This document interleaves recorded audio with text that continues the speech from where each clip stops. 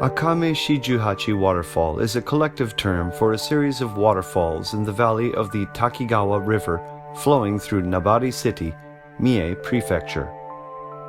This Akame 48 waterfall is selected as one of the top 100 waterfalls in Japan.